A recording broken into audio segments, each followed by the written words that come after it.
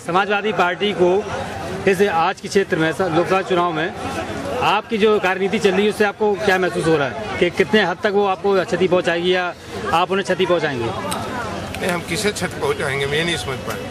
मतलब चुनाव के रण क्षेत्र में जो फाइट जो हिसाब से चल रही है उसके बारे में बात कर रहे हैं। देखिए, उत्तर प्रदेश में मैंने कहा कि सीधी सीधी लड़ाई है और दो विचारधाराओं में है। एक वो विचारधारा है जो देश को बर्बाद करना चाहती है, देश को खून खराबा की तरफ ले जाना चाहती है, दंगों के नाम पर देश को बांटना चाहती है, धर्म के आधार पर चुनाव करना चाहती है और उसका नेतृत्व मोदी कर रहा है।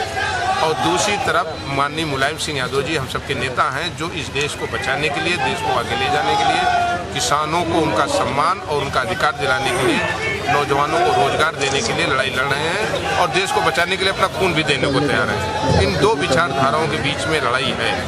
और जहाँ तक मोदी का सवाल है, मोदी ठीक है कि मोदी हमारे यहाँ आए हैं और मोदी कहते हैं कि हम उत्तर प्रदेश को गुजरात बना देंगे, तो उनको उत्तर प्रदेश का समाजवादी जो सबसे बड़ी ताकत में सबसे बड़ी संख्या में वो गांव-गांव उनको ये चुनौती देता है कि हम इसे गुजरात नहीं बनने देंगे और सांप्रदायिक सौहार्द यहाँ का बिगड़ने नहीं देंगे।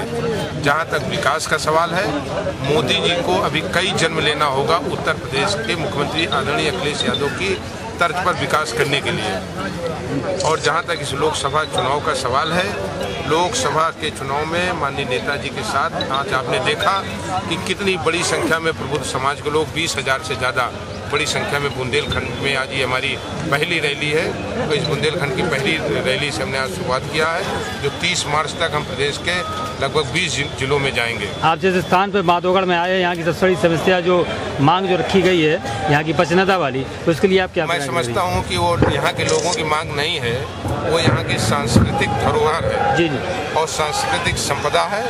और माधोगढ़ को मैंने कहा कि जो यहाँ के लोगों की विचारधारा और मांग है वही विचारधारा और मांग मेरी है।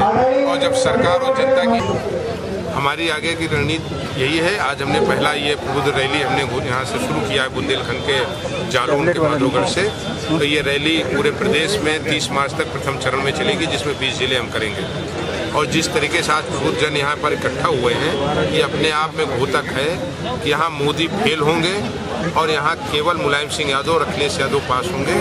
और पूरा यह समाज इस चीज़ को जानता है कि इस समाज को भला करने वाले, परशुराम जयंती पर अवकाश घोषित करने वाले, प्रदेश भर के 22,000 से ज़्यादा संस्कृत के उन टीचरों को सम्मान देने वाले, स्वतंत्रता नायक और लोकतंत्र के सबसे बड़े प्रहरी मंगल पांडे की मूर्ति को स्थापना करने वाले वो केवल मुलायम सिंह यादव और अखिलेश यादव हैं। और जहाँ तक मोदी का सवाल है तो मोदी से हमारा प्रश्न है कि जब तुम गुजरात के अपने मंत्रिमंडल में हमारे एक साथी को, एक भाई को कहीं पर कोई सम्मान नहीं दे पाए, वो मंत्रिमंडल में शामिल नहीं कर पाए, हमारे एक अधिकारी को आप वहाँ सम्मान नहीं दे पाए, तो उत्तर प्रदेश का ये 16% प्रबुद्ध समाज ये अच्छी तरीके जानता है कि आपसे हमें सम्मान का हमें कोई कल्पना नहीं है। और हम मानते हैं कि ना आपसे हमें सम्मान मिलना है, हम सम्माननीय मुलायम सिंह यादव जी के साथ हैं और उन्हीं को लोकसभा में सबसे ज़्यादा सीटें दिलाने का काम। विपक्षियों के लिए आप कोई संदेश छोड़ना चाहेंगे? देखिए, विपक्ष तो खत्म है, अब विपक्ष किसकी बात करें?